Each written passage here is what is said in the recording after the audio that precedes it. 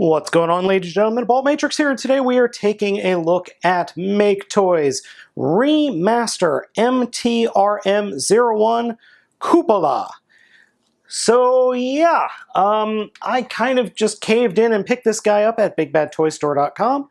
I already have a fans project, Function X1, which is a not Chrome Dome Headmaster, but this one looked cooler. It was definitely more expensive. It cost about $110 versus the 60 or 70 that the Fans Project one costs. But it's also the same size as NP10 Prime. So yeah, I kind of caved and bought it. So let's open them up and take a look. Out of the box, Cupola is amazing. Just flat out amazing. The molding detail on this guy is wow. They really did a fantastic job here. MakeToys should be very, very proud of themselves for this guy. They even got the guns looking right.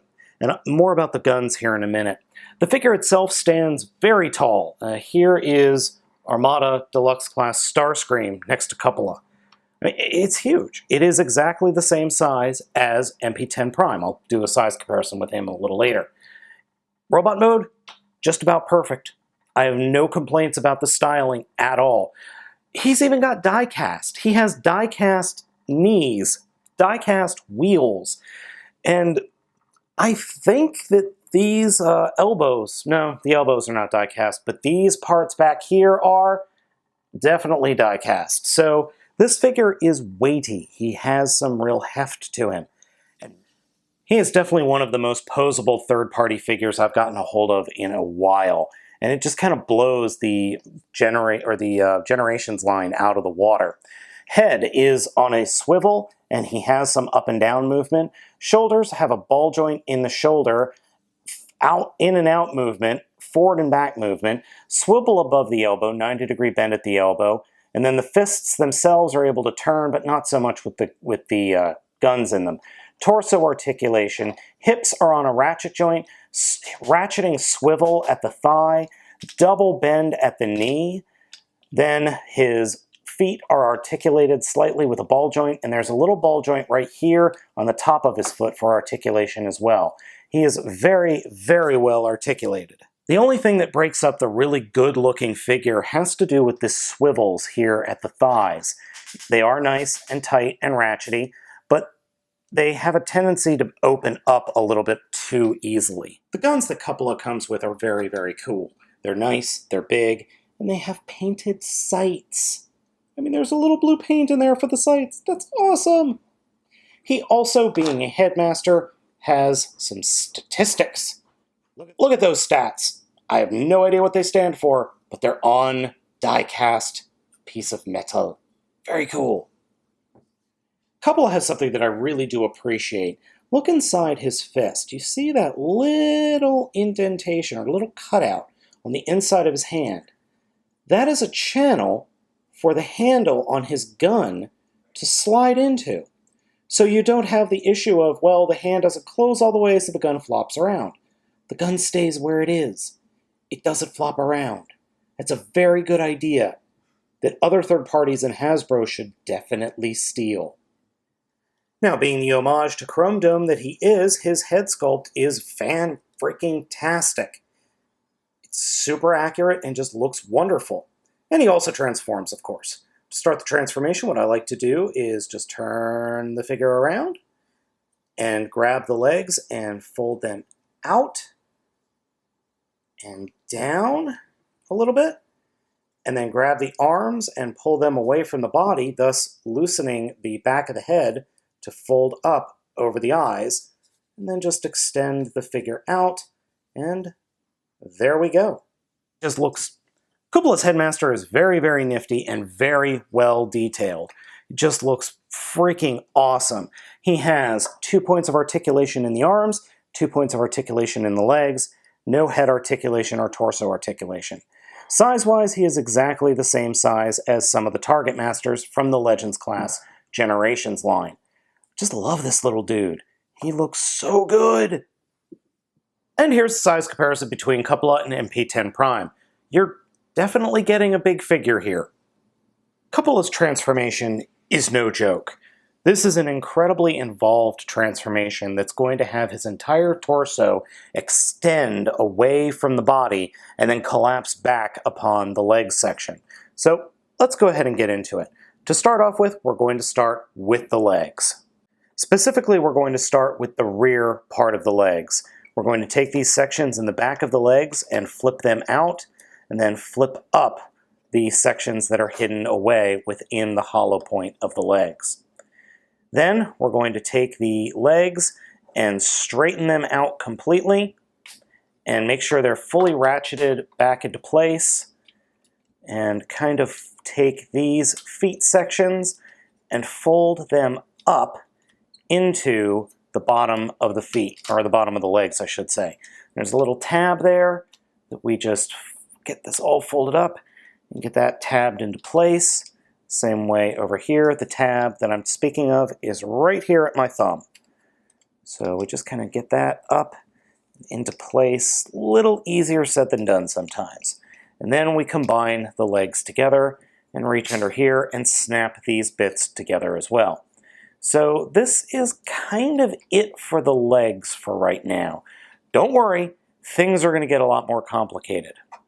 Next up, we remove the head.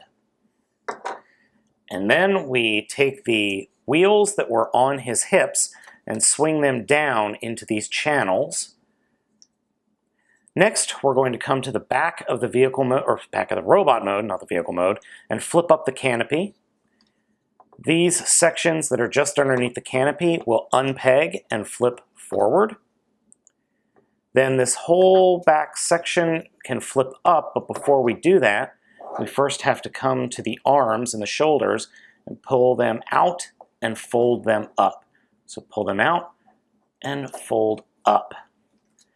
Then we can take the entire front section of the robot mode and unpeg it and flip it forward. Then we can unpeg the brown sections that are here, right where my fingers are, unfold them, and flip them down towards the hips.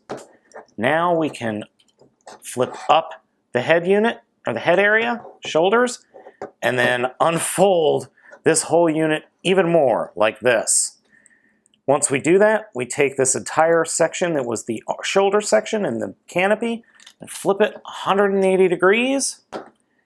Just make sure that it doesn't get stuck. Fold it forward, and then these brown pieces will peg into the holes next to where the head goes, like that. Now, coming back to the hips, we take these brown sections that we folded out and fold them down, and they will snap into place right above where his butt was. And we can take, well, this is the way he is now. So there are his legs, and that's where his head was. So next, we're going to turn the figure over so that the wheels are facing down, grab this big die cast piece and the chest, and flip the whole section up and over towards the back of the vehicle mode. So you see what I did there? These are the front of the feet, and the whole section unfolds and then flips into itself. So I'm going to reposition the camera and reposition the figure, and we'll finish up the transformation. Now that we've got the figure completely laid out like this, first collapse the arms, and they collapse fairly easily. When you do that, the fists will pop out of their slots, or out of the wrists. Next, take the shoulder bit and flip them open, and then you can turn the entire arm inside of the little metal hinge you have there, and flip that up to be behind, or directly behind, the canopy of the vehicle. And this is actually a little bit harder than it looks, simply because they don't lock into place. If they did, that would be a lot better. Next, make sure that the fists are perpendicular to the arms, and then that whole section is going to fold up into the rest of the vehicle mode. And this is actually a little bit tricky, because it doesn't want to go in all that well, especially if everything isn't in place. And you see in the front, you see there right by my fingers, I don't have the front of the vehicle mode folded in correctly. And also, the chest of the robot mode needs to be pulled out ever so slightly, otherwise everything won't go together correctly. So when you go to flip everything, that piece that's holding the entire torso on is that one big piece of die-cast metal, and it doesn't want to go easily. And those brown pieces, once you flip it over, you need to fold them forward towards the front of the vehicle, otherwise they will get in the way of the wheels. From here, we put the fists and the arms into the rear of the vehicle mode, and then collapse the entire top of the vehicle mode onto it and fold up those side panels. Unfortunately, my camera flaked out here, so you're not going to be able to see me finish it up, but be sure that once you do get everything in place, it goes in smoothly. The only issue I have found with this figure are the fists have a tendency to come off the swivels a little bit too easily, for my taste, that is. So we're just going to jump right into the finished vehicle mode now because, like I said, my camera decided to completely flake out on me here.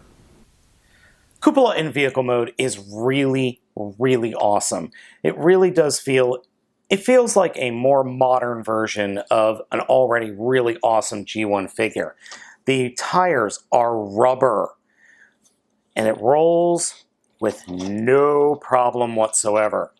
You can also mount the cannons or guns on top of the vehicle mode just like you could the G1 figure. And you can even flip them up like that, which is really cool. You can also unpeg them and flip this section over and sit on the back and deploy the cannons like this as well. That's technically part of the transformation, but I kind of like the other way because it gives you the ability to move the cannons up and down.